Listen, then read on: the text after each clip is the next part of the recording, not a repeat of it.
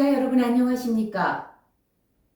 코로나19가 끝나지 않은 상황에서 기침을 하게 되면 본인도 당혹스럽고 주위의 사람에게도 불안을 야기합니다. 그런데 이러한 기침이 오랫동안 자주 발생한다면 여간 불편할 수밖에 없습니다. 원인과 해결책은 없는지 김재일, 김점순 두 기자가 이병삼 경희 한의원장인 이병삼 한의학 박사에게 자세히 들어봤습니다. 만성 기침에 대해서 한 말씀 해주시죠. 지금은 코로나19 시절이라 참 굉장히 힘들 텐데요. 네. 코로나가 장기화되면서 참 여러 가지 일상의 불편함들이 많은데요.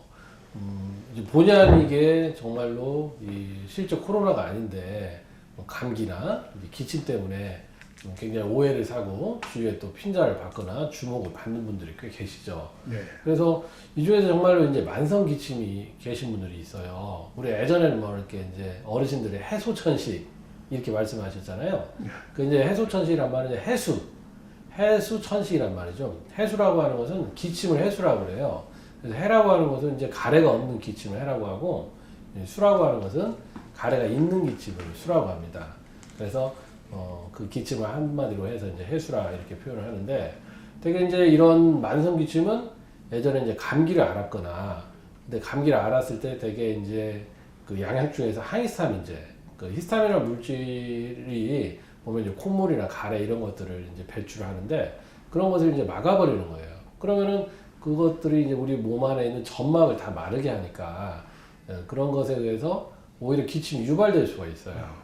콧물이나 가래는 해결되는데 기침이 악화되는 경우가 있죠.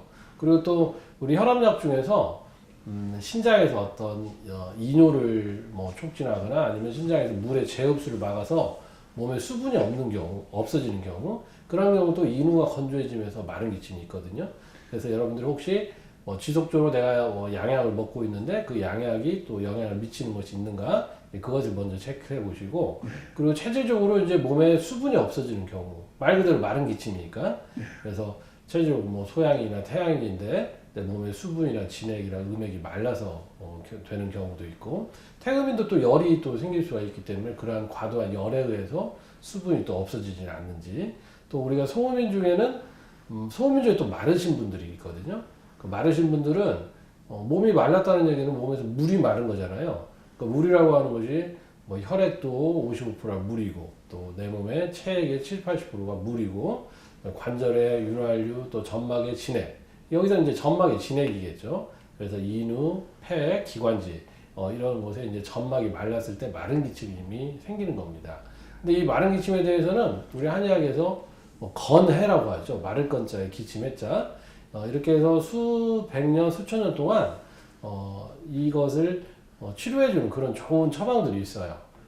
그래서 폐, 기관지, 인후를 촉촉하게 해준다. 그렇게 해서 이 건해, 마른 기침을 해결해준다는 그런 좋은 처방들이 있으니까 여러분들이 괜히 이거 가지고 근심하고 고통받지 마시고 한의원에 오셔가지고 꼭 치료를 받아보시기 바랍니다. 아, 그렇군요. 네, 네. 감사합니다. 감사합니다. 이상으로 10번의 뉴스를 마칩니다. 시청해주신 여러분 고맙습니다.